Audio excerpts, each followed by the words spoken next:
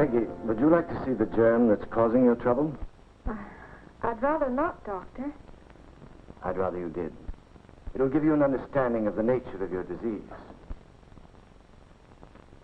I can't see a thing. Here, focus with this knob. It's that organism shaped like a coffee bean. Little things? What are they? The germ is called the gonococcus. Gonococcus? That means I have what?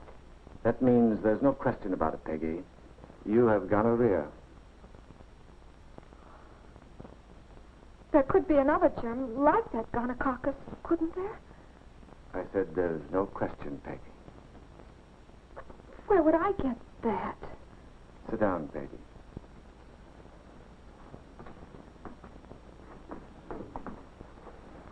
I've been your family physician for a long time, haven't I? Yes. And we're all friends, aren't we? Where you contracted gonorrhea is very important, not only to you, but also to the person who gave it to you. The person who gave it to me?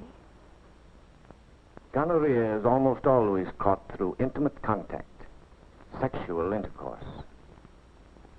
Hasn't anyone ever told you that before? No. Things like that, well, I know about them in a vague sort of a way, but no one ever talked about them. Not even in school? Not even your mother?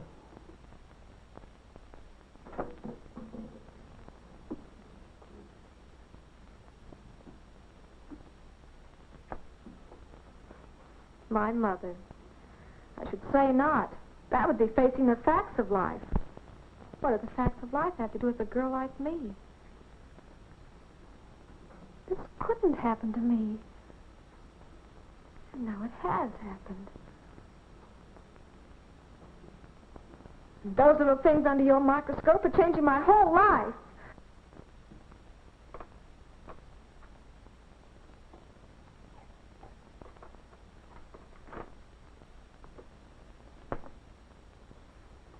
These little things are only germs, very much like the germs that cause pneumonia, scarlet fever, and diphtheria.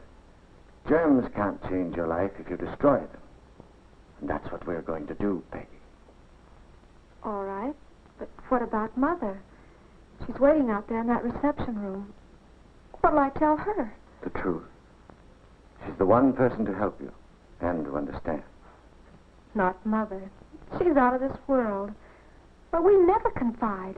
It's no use. She thinks girls shouldn't know anything until they marry. I should be shocked just to talk about gonorrhea, much less find out that her own... I can't tell her. I'll go away. I'll have to. It's a hard problem at 18, isn't it? Miss Farnsworth, come in, please. I don't think you'll have to go away. I'll tell your mother. And when you get home, be easy on her. She's a wonderful woman, Peggy. You'll find out when you get to know her. Well, Miss Farnsworth, will you complete Miss Parker's record and give her the necessary instructions? Yes, Doctor.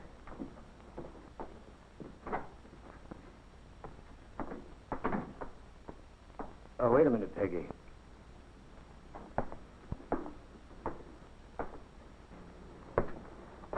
I want the young man's name.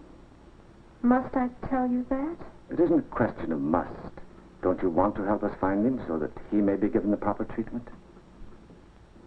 It's Jack Williams.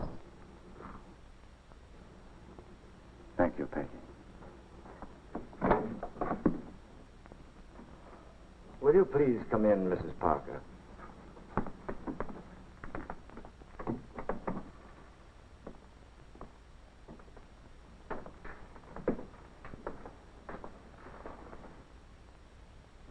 Is there something seriously wrong with Peggy, Doctor? Yes, it's serious, but fortunately, her illness is in its early stages. I'm sure we can cure Peggy, possibly in a very short time. Well, Doctor, just what is Peggy's trouble? Mrs. Parker, I'm not sure you'll want to know. Well, what do you mean, Doctor? Of course I want to know. Peggy's my daughter. Always remember that Peggy is your daughter. Just what are you driving at? How well do you know her? Oh, we're very close. What's the matter with her, Doctor? Just how close are you? Does she share her innermost thoughts with you? Why, yes, I think so. Do you know how she feels about the young men she goes out with? Oh, she isn't really interested in any of them. Have you ever told her of the possible consequences of venereal infection? Well, certainly not. There's some things a girl like Peggy doesn't need to know. Peggy has gonorrhea. Gonorrhea? Oh, she couldn't. You must be mistaken. There is no question about it. I just can't believe it. Well, we've given her everything. Why, she... Yes. You've given her a fine home, clothes, a fine education. But that isn't enough. But what more could we have done? You could have given her the information she needed about herself, her mind, her body, and her proper relations with other people.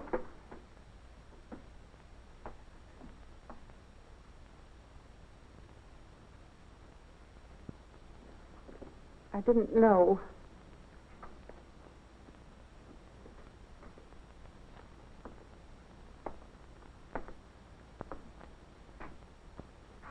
That's just the trouble. Too many parents don't know. It's your duty to find out. I hope I've given you a clear picture of what we in your health department are trying to do to stamp out venereal disease. To make our plan effective, we need help. The help of every man and woman.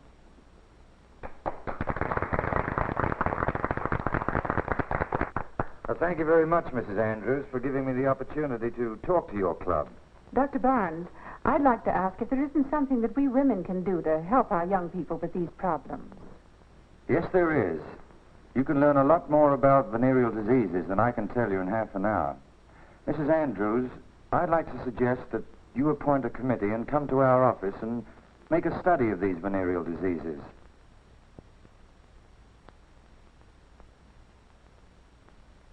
You can see from this that our problem basically is one of educating the public. Have I made that clear? Oh, yes. Yes. In order to do this, we must first educate ourselves. May I ask a question?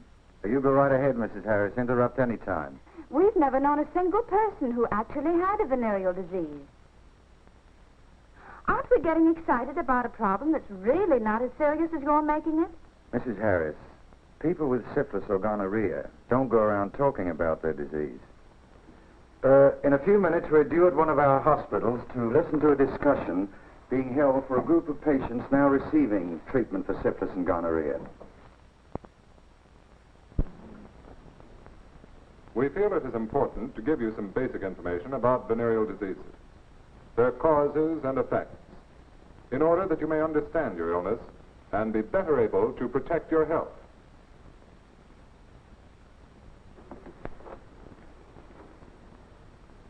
The two most common venereal diseases are syphilis and gonorrhea. In rare cases, syphilis may be acquired through kissing. Now, in such cases, the original point of infection is the lips or mouth.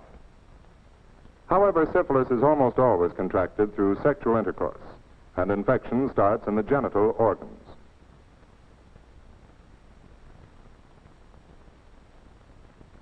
The germs that cause syphilis are called spirochetes.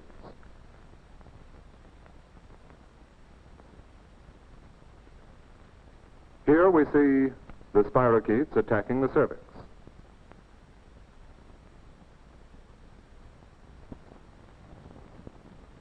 After a few weeks, a sore will appear. This sore is called a chancre. These chancres may appear in many places, such as the labia or lips, the vaginal wall, or the cervix. In some cases, these sores are so small or so well hidden in the female organs that they're unnoticed. In time, even without treatment,